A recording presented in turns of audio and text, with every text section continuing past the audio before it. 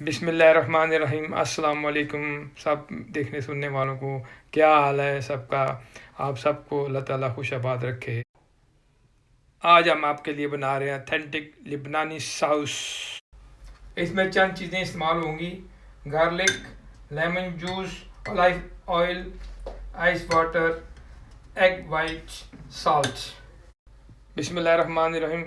कटा हुआ garlic blender में गया, अब इसके साथ सॉल्ट जाएगा और लेमन जूस जाएगा।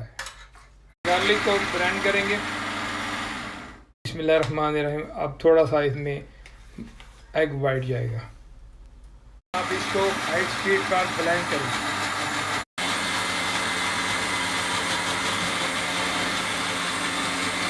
अब आहिस्ता आहिस्ता आपने ऑलिव ऑयल डालना है।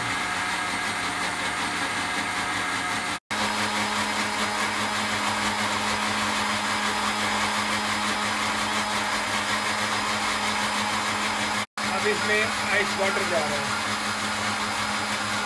थोड़ा थोड़ा।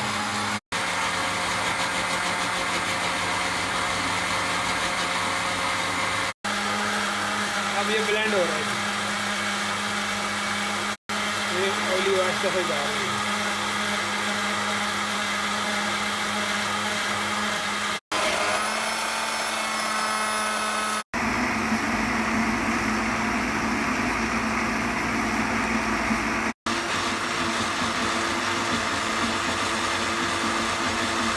थिक हो गई है, अब ब्लेंडर उसको ले नहीं रहा।